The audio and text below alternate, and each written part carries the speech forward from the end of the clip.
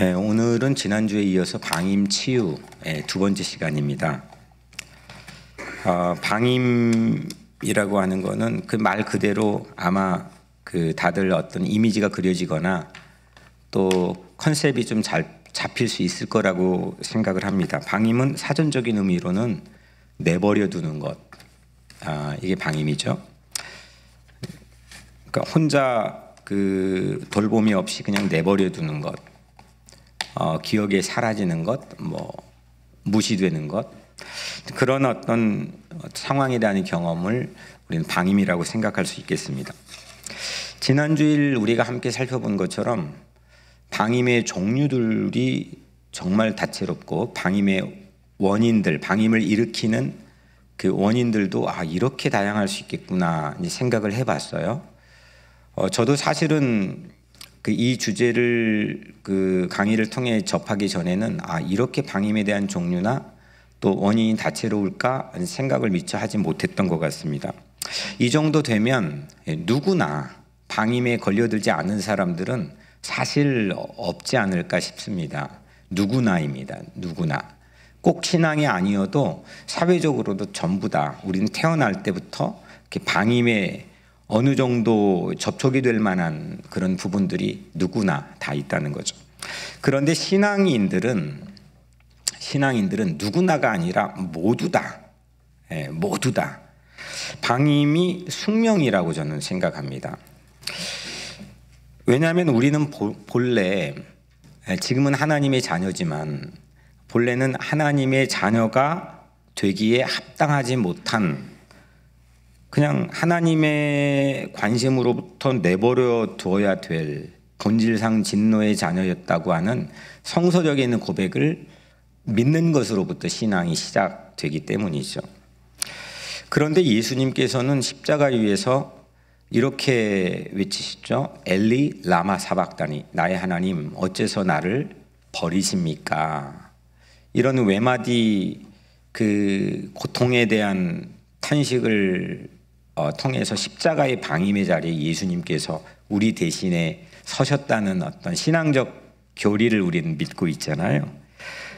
그래서 예수님의 어떤 자발적인 방임으로 인해서 우리는 하나님의 자녀가 된 줄로 믿습니다. 아멘. 그래서 피할 수 없었던 숙명과 같은 방임, 우리 어떤 인간이 가지고 있는 삶의 자리에서 피할 수가 없는 숙명과 같은 그런 방임의 자리에서 우리는 예수 그리스도의 십자가의 자발적 방임에 대한 선택으로 인해서 구원받게 되었죠. 지난주일 우리는 다윗의 방임을 살펴봤습니다. 하나님께서 사울 왕을 대신할 새로운 왕을 선택하기 위해서 사무엘 선지자를 이새라고 하는 집에 보내죠. 이새가 7명의 아들들을 차례로 선지자에게 보여줬는데 전부 다 왕감이 아니었고, 정작 그 자리에 있지 않았던 다윗, 밖에서 양을 지키던 다윗이 결국 왕의 캔디데이트가 되게 되죠. 결국 아버지에게는 잊혀졌던 존재, 관심에 있지 않는 존재, 그런 중요한 자리에 끼지 못하는 그런 방임된 처지에 있던 존재가 다윗이었다는 걸 지난주에 살펴봤습니다. 그런데 저도 참 놀랬던 거는 그 방임에 대한 경험 자체가 도리어 다윗에게는 매우 좋은 것이었죠. 유익이 되었습니다. 그렇게 잊혀졌던 방임되었던 다윗의 사건은 바로 직후에 다윗은 도리어 사울 왕 곁에서 수금을 연주하는 자로 또 무기를 드는 자로 방임될 수밖에 없는 어수룩한 이 다윗의 모습 때문에 전혀 경계받지 않고 그 옆에 그렇게 중요한 책무를 맡고 서게 되죠. 그리고 결국 그는 왕위에 오르는데 결정적인 왕실 훈련을 직접적으로 경험하게 합니다. 이게 하나님의 섭리인 것 같아요. 방임을 방임으로 받지 않고 방임이 내게는 매우 좋은 유익, 은혜가 될 수 있는 그런 좋은 모델을 다윗이 우리에게 보여줬죠. 원래 오늘 이게 설교는 탕자가 방임 치유 모델 두 번째인데 오늘 우리가 살펴볼 원래는 지난 주일 오후 이제 설교 끝나고 집에 가서 묵상하며 제게 주신 그 모델은 압살롬이었습니다. 압살롬 들어보셨죠? 예, 압살롬은 다윗의 세 번째 아들이에요. 세 번째 아들인데 압살롬에게는 아주 각별한 사이에 그 여동생이 있었습니다. 이름이 다말인데 그 여동생이 그 다윗의 배다른 이복형 장남입니다. 다윗의 장남인데 암논에게 강간을 당합니다.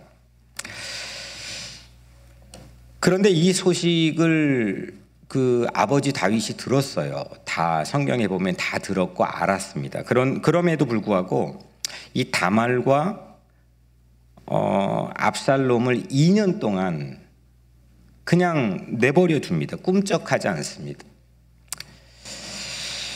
압살롬은 이 기간 동안 이 아버지에게 철저하게 방임된 셈이죠.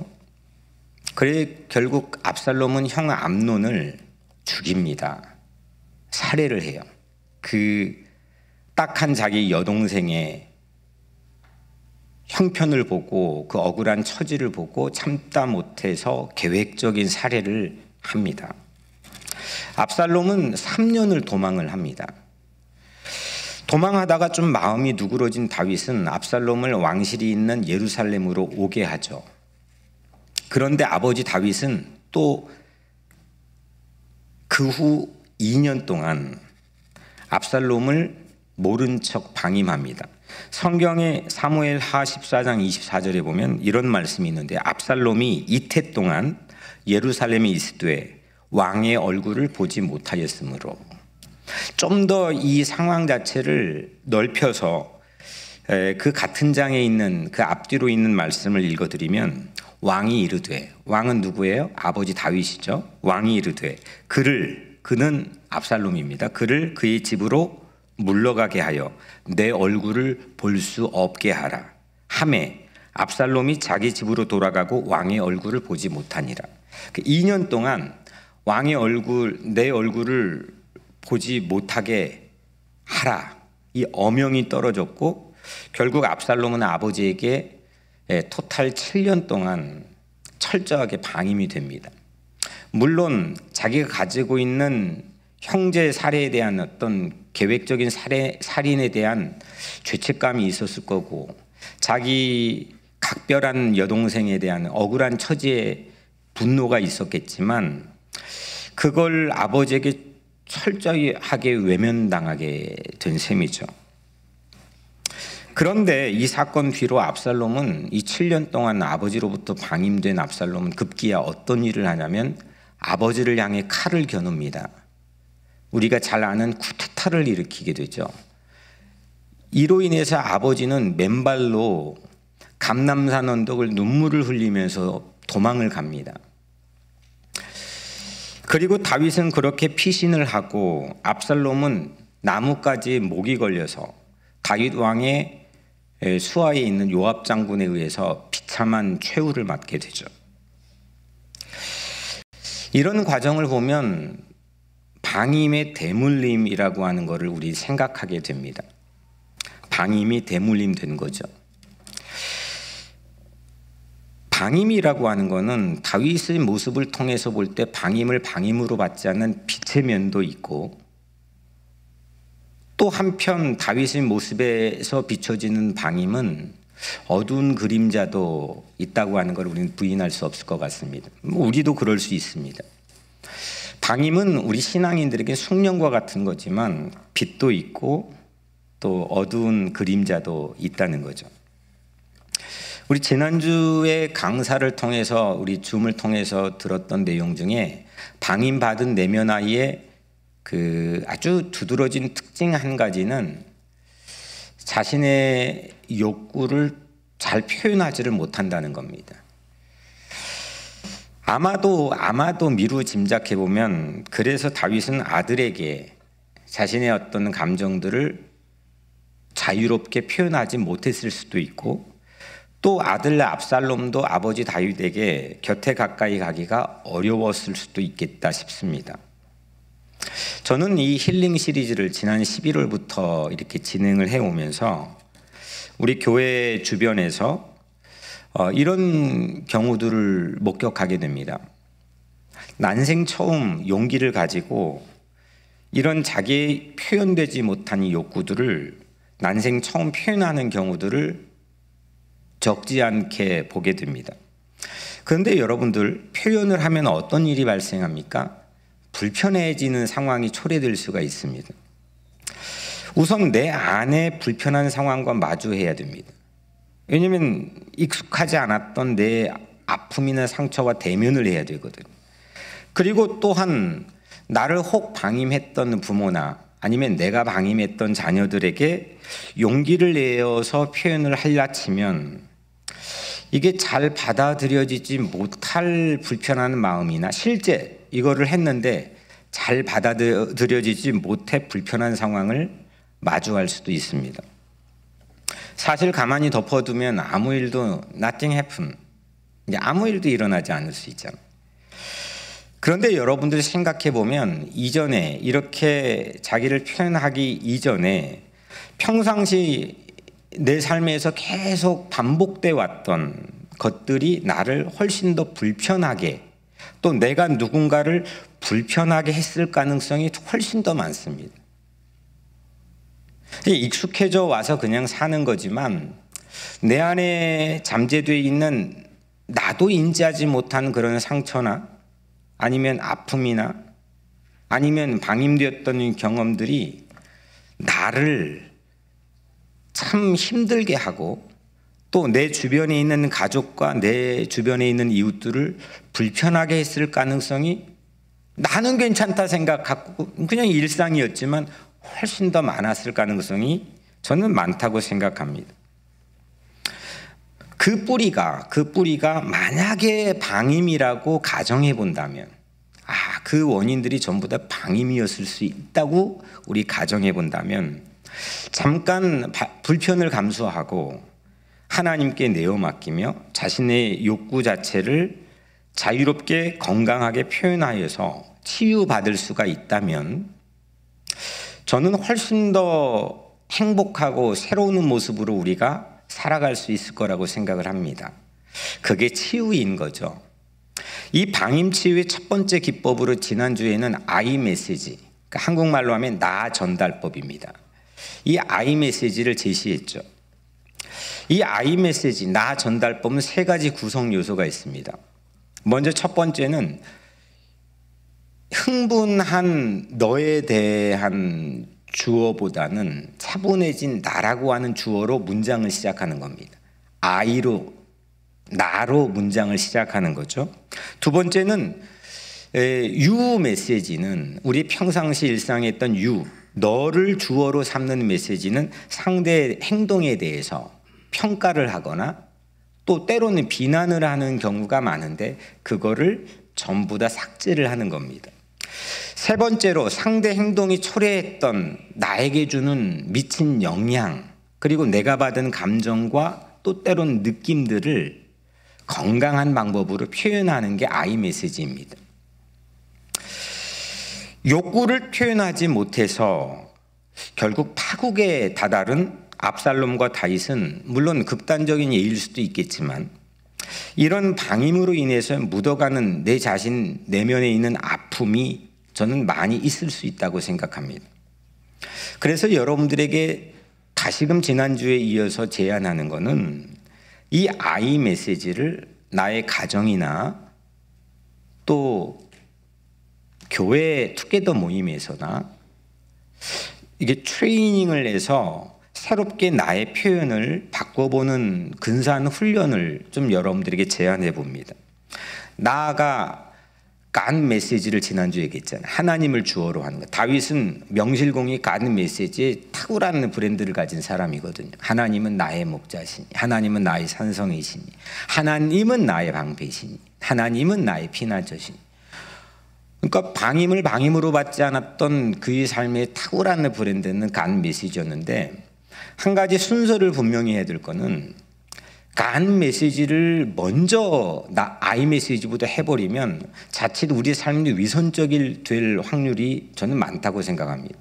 나는 치유되지 않았는데 그냥 갖다 붙이는 겁니다. 하나님이 실제는 내 삶에서는 그게 건강하게 표현되지 못하는데, 그래서 여러분들에게 함께 이 순서를 바로잡는 것은 아이 메시지를 통해서 하나님 안에서 우리가 치유받고, 그리고 이게 간 메시지로 더욱더 성숙하게 자라나는 그런 여러분들의 삶을 기대하며 제안해 봅니다.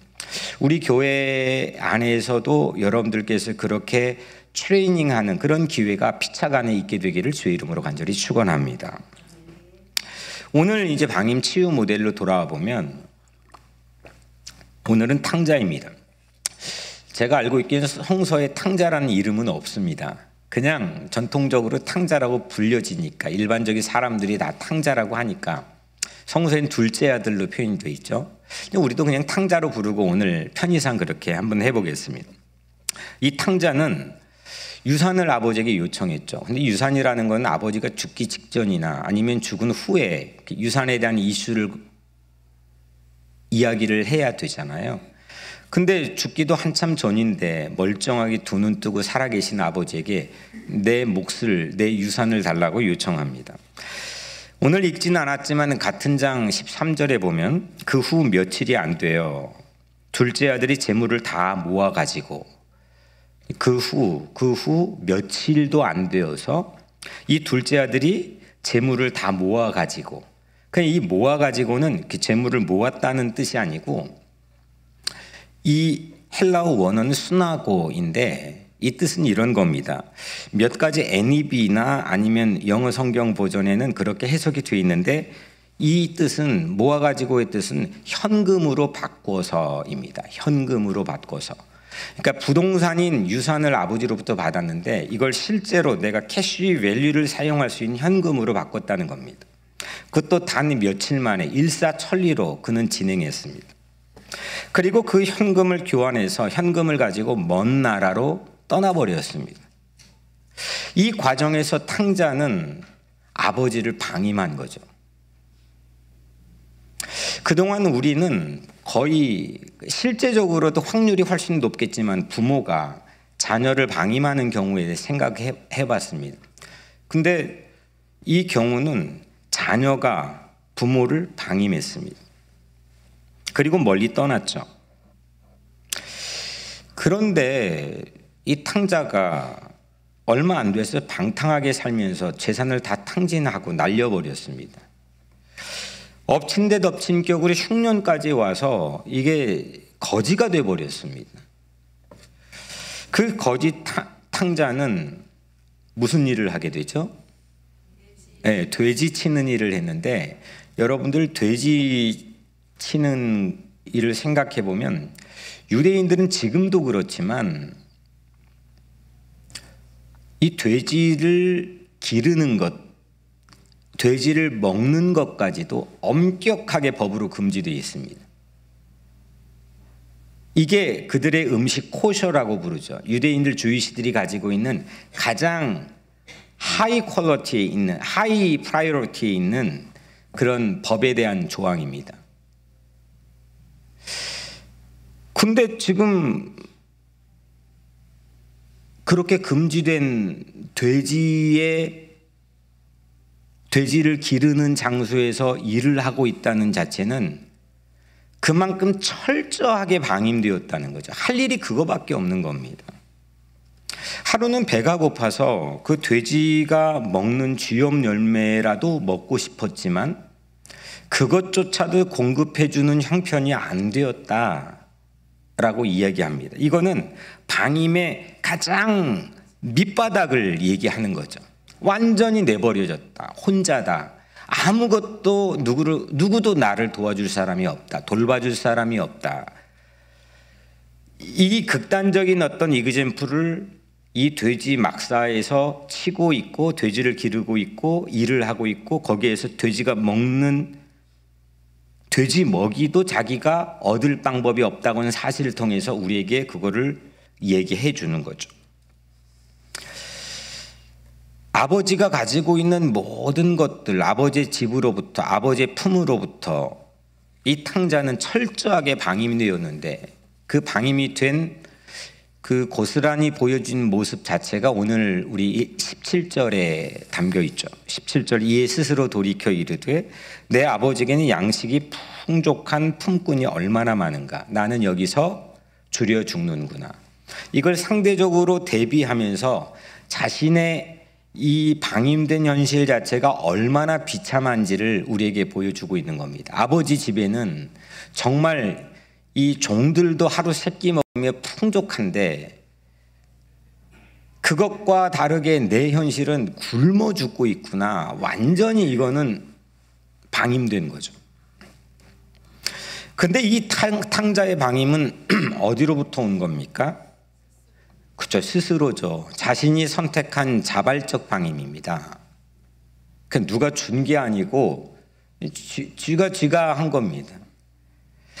탕자는 돌봐주는 이도 없고 혼자 내버려졌는데 그 원인 자체, 출처 자체가 자기였습니다. 탕자는 자신이 아버지도 방임했지만 자기 스스로도 자기를 방임한 겁니다.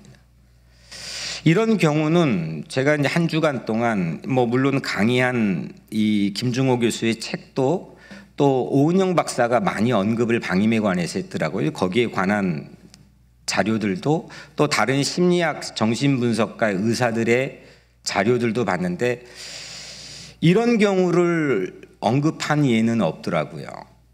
근데 저는 상당히 우리 각자의 현대인 또 신앙인의 삶에서 많이 반복되는 경우라고 생각을 합니다. 내가 자발적 선택으로 나 스스로를 방임하는 경우죠.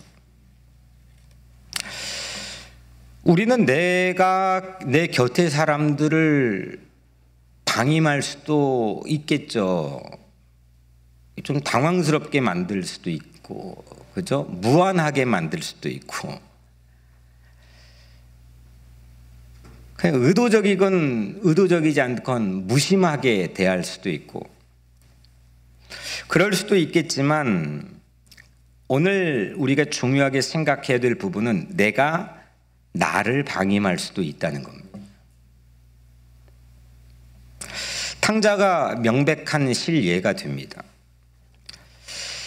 지난주 강의에서 이 교수가 말했던 이 소아정신과 의사이자 그 세계적인 정신분석가였던 존 벌비 얘기를 했죠. 존 벌비가 애착관계 이론을 얘기했습니다. 애착이라고 하는 건 서로 붙어 있다는 거잖아요.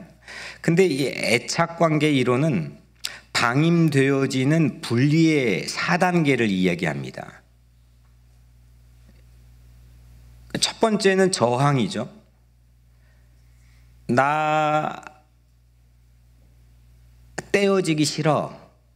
그래서 이 교수가 얘기했던 엄마랑 떼어질 때 엄마 가지마, 엄마 가지마 했다는 겁니다.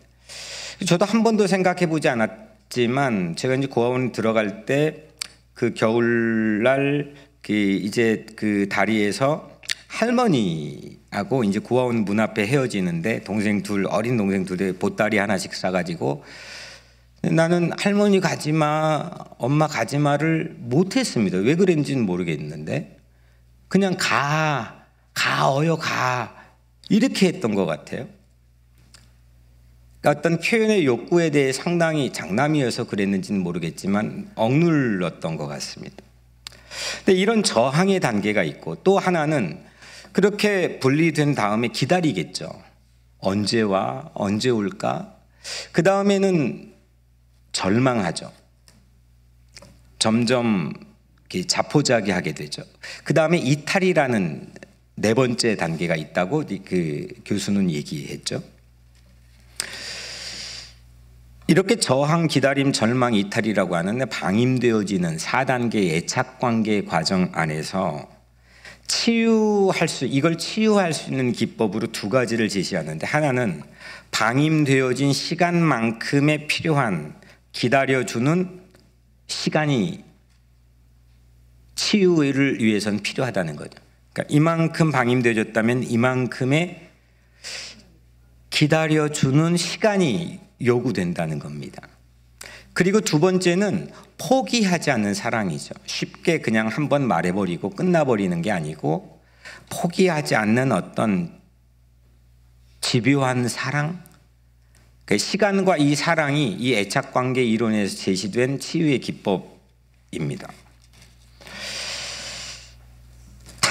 오늘 탕자에게 그런 시간과 사랑이라고 하는 두 가지 요소가 들어가 있는 돌봄 환경. 이건 돌봄 환경이란 건 제가 한번 이게 용어를 만들어 봤는데, 특별한 돌봄, 치유 환경이 이 탕자에게 마련이 되는 감동적인 장면들이 오늘 말씀 안에 담겨 있죠. 탕자가 드디어 돼지 막사에서 아버지를 생각한 다음에 아버지 집으로 돌아오죠. 근데 성경에 거리가 먼데 이렇게 기록은, 거리가 아직 집에서는 먼데 탕자가 아버지를 먼저 알아본 게 아니고 아버지가 탕자를 먼저 보죠. 그리고 아버지는 분명히 성경에 달렸습니다. 뛰어갔습니다. 그리고 아들을 끌어안았죠. 그리고 입을 맞췄습니다. 그리고 제일 좋은 옷을 입혔고, 그러면 돼지 만지며 더러웠던 손가락들에 있을 텐데 손가락에 가락지를 끼워줬고 신을 신겨줬습니다. 그리고 살진 송아지를 잡아 최고급 스테이크를 먹였죠. 아버지는 탕자가 방임된 시간만큼, 탕자가 자기를 방임한, 아버지를 방임한 그때부터 기다렸던 겁니다. 그리고 아들을 여전히 돌봐주는 그런 환경을 그날 마련해주는 장면을 우리가 이렇게 본 것처럼 마련해주죠. 그냥 받아줬어요. 그냥. 이럴 수 있잖아요. 너 왜 그랬니? 내가 얼마나 힘들었는지 아니? 너는 어디에 갔길래 거지가 되어 돌아왔니? 네 꼴이 왜 이 모양이니? 내가 얼마나 마음이 아팠는지 아니? 이렇게 자기가 가지고 있는 입장에서 이야기할 수도 있잖아요. 그럼 돌봄의 환경은 마련되지 않겠죠. 사람은 본능적으로 자기 쉴드를 먼저 칩니다. 먼저 고백을 했는데 상대는 그 고백을 고백으로 받지 않고 자기 방어 기제가 본능적으로 작동해서 나는 이렇게 얼마나 힘들었는지 아니? 이렇게 얘기합니다. 근데 그거를 오늘 이 아버지는 탕자에게 묻지 않았어요. 그냥 안아줬어요. 그냥 입혀줬어요. 그냥 먹여줬어요. 이런 사랑인 거죠. 결국 사랑이라고 하는 게 치유의 환경이지 않겠습니까? 이런 치유의 피드백을 받을 수 있는 돌봄의 환경이 여러분들 주변에는 있습니까? 하나라도 그런 돌봄의 환경을 만들어줄 수 있는 그런 돌봄 환경이 여러분들 주변에, 여러분들의 가정이든 아니면 교회든 여러분들의 활동 공간에 이런 게 있습니까? 그냥 받아주는, 시간과 사랑이라고 하는 게 작동하는.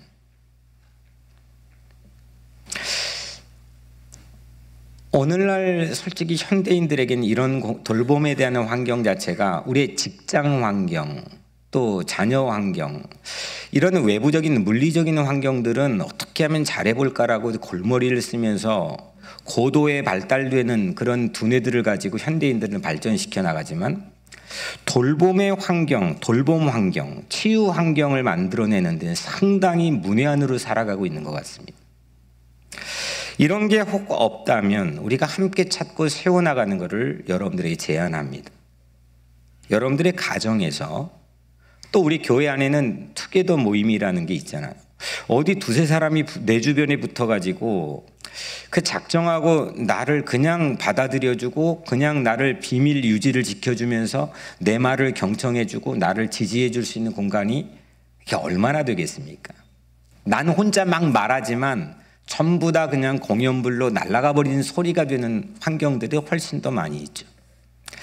근데 작정하고 우리가 돌봄 환경을 우리 여러분들의 가정과 교회에서 또 여러분들의 삶의 자리에 세워나가는 거를 좀 여러분들이 기도하고 여러분들이 노력하기를 간절히 축원합니다. 여러분, 내가 살면 가정이 사는 거고요. 가정이 살면 교회가 사는 거고 교회가 살면 사회가 사는 겁니다. 이런 돌봄 환경, 치유 환경을 우리가 함께 만들어가는 그런 신앙 공동체가 되기를 주의 이름으로 축원합니다.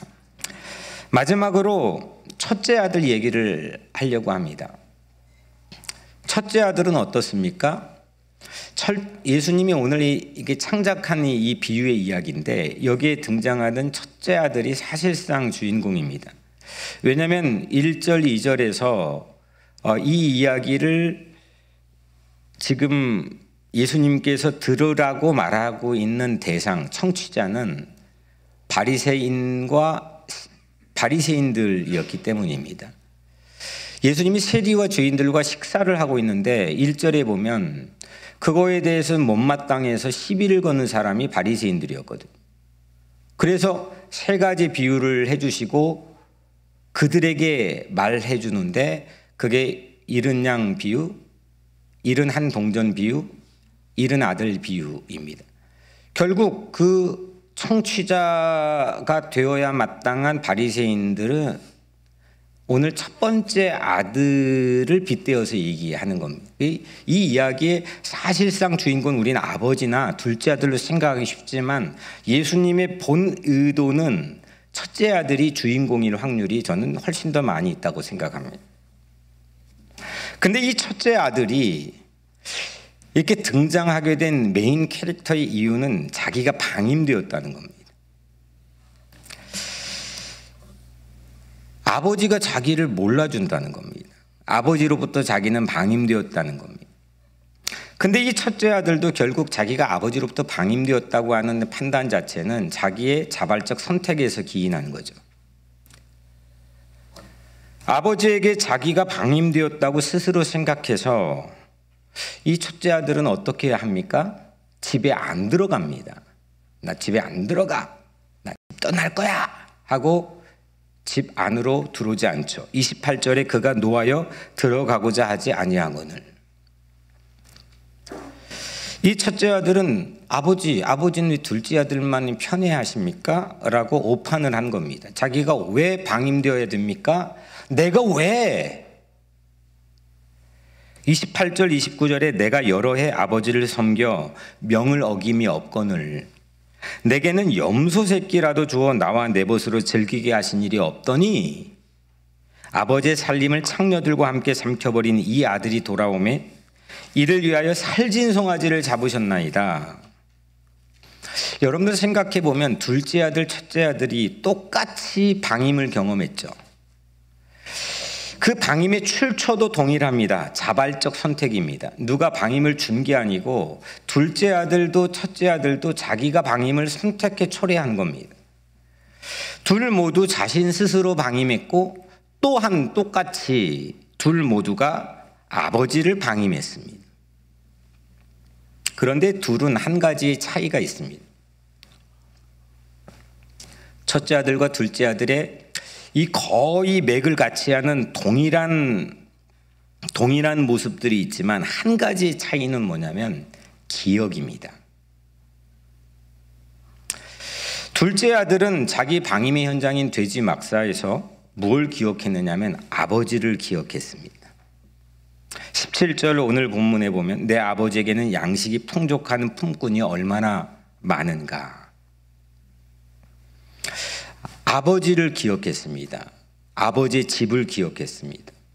아버지의 집에 사는 풍족한 품꾼들의 형편을 기억했습니다.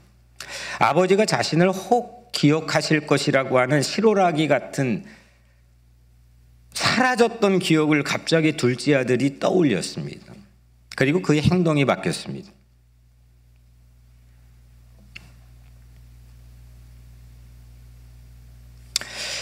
그런데 첫째 아들은 집 울타리 바로 바깥에서 아버지를 기억하지 않았습니다.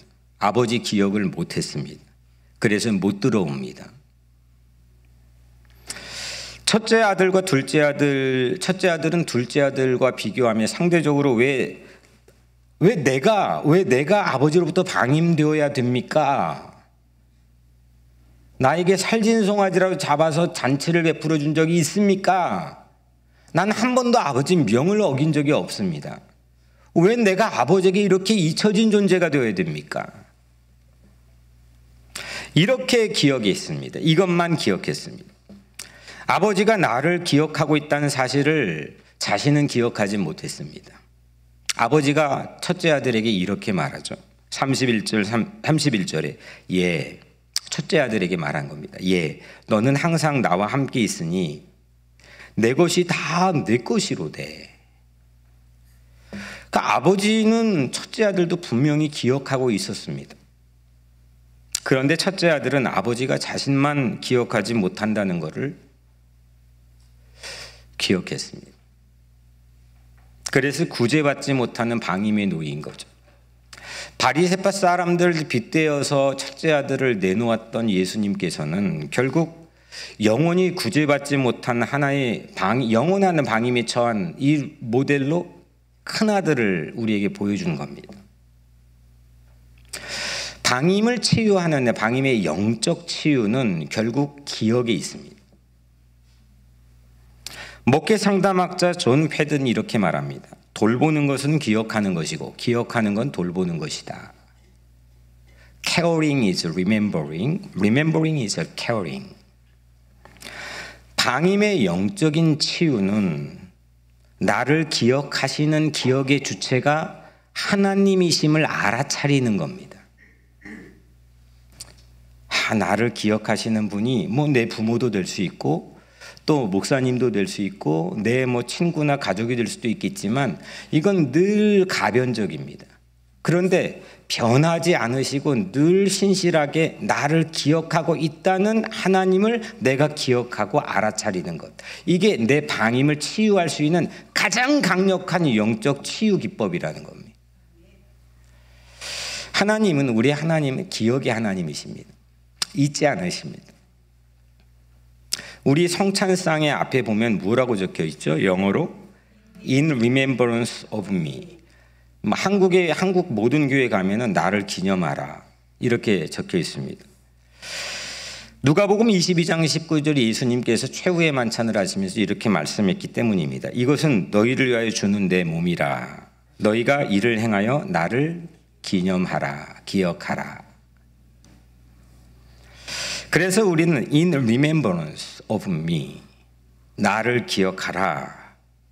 교회라고 하는 곳은 나를 기억하시는 예수를 기억하는 곳입니다. 세상 사람들이 나를 기억한다는 것을 기억하는 곳이 교회가 아니고 교회는 나를 기억해 주시는 예수를 기억하는 겁니다. 기억이 내 방임에 대한 상처와 경험을 영적으로 치유해 줍니다. 오늘 이야기 속에 등장한 아버지는 둘째 아들도 첫째 아들도 다 기억해 줬습니다. 이 아버지의 감동적인 장면을 보면서 저는 이 생각이 떠올랐습니다. 한 아버지의 가장 위대한 축복문이 떠올랐습니다. 민수기 6장 23절에 아론이 그 아들들에게 말하 이르기를 너희는 이스라엘 자손을 위하여 이렇게 축복하여 이르되. 아론은 대제사장이었죠. 근데 대제사장인 걸 떠나서 아버지로서 자기 자녀들에게 이렇게 축복하여서 말했다는 겁니다. 이 축복문이 결국 사실 제가 예배 끝날 때마다 모든 목사들이 축도하잖아요. 근데 그 축도보다도 훨씬 더 긴 역사와 전통을 자랑하는 축복문입니다. 민수기 그 장의 6장 24절, 25절, 26절에 보면 그 축복문을 이렇게 기록하죠. 한번 따라해 볼까요? 여호와는 내게 복을 주시고. 좀 감정이입을 해서 정말 나를 또 내 자녀를 이렇게 축복한다는 생각을 가지고 한번 따라해 주시면 고맙겠습니다. 여호와는 내게 복을 주시고 너를 지키시기를 원하며 여호와는 그의 얼굴을 내게 비추사 은혜 베푸시기를 원하며 여호와는 그 얼굴을 내게로 향하여 드사 그 얼굴을 내게로 향하여 드사 평강 주시기를 원하노라. 아멘. 여기에 너와 내와 나에게 내 이름이나 자녀의 이름이나 또 내 이웃의 이름을 넣어서 함께 이 축복문을 가지고 우리 각자가 방임되어진 처지를 치유할 수 있는 기회를 삼았으면 좋겠습니다.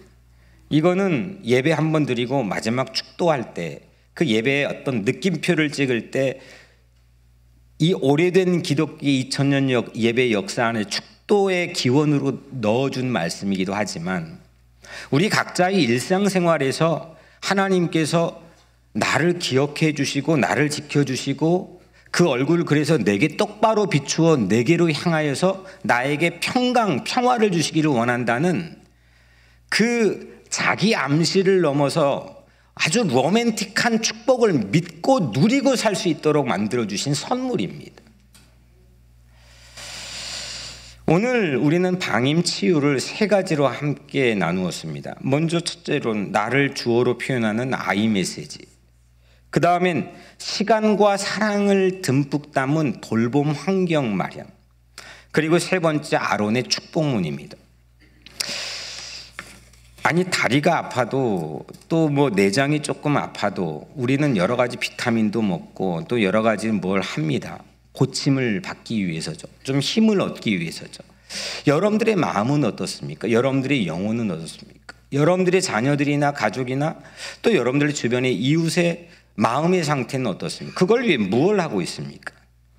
오늘 이 세 가지로 이 방임된 우리 각자의 삶이 치유되기를 주 이름으로 축복합니다. 내가 살고 가정이 살고 교회가 살고 사회가 사는 이 거룩한 하나님 나라의 비전이 여러분들의 삶 안에서 이루어지게 되기를 주의 이름으로 축원합니다. 사랑하는 여러분, 다시 말씀드리지만 우리는 모두 다 신앙인이라면 아버지로부터 방임될 수밖에 없는 숙명을 타고났습니다. 그런데 예수님께서 우리를 방임되지 않는 자로 구원하고 치유해 주셨죠. 방임의 핵심 감정은 지난주 우리 강의에 살펴본 것처럼 외로움입니다. 외로운 겁니다. 삶의 실존이라는 건 어떤 철학자가 말했듯 외로움입니다. 그 외로움으로부터 벗어날 사람들은 아무도 없습니다. 그러나 예수님께서는 나 대신에 그 방임의 자리에 서주셨다는 이 복음에 대한 사실을 우리가 기억하고 믿는다면, 그래서 나를 기억되는 존재로, 기억되는 자녀로, 돌봄받는 자녀로 나를 새롭게 거듭나게 해주셨다는 새로운 자기 정체성에 대한 자긍심을 가지고 치유받은 존재로 살 수 있다면 우리는 새로운 힘과 능력을 가지고 살리는 자로 살아갈 줄로 믿습니다. 복음을 기억합시다. 나를 기억하시는 하나님을 잊지 않고 그 하나님을 기억하는 여러분들 각자의 삶이 되기를 주의 이름으로 간절히 축원합니다. 기도하겠습니다.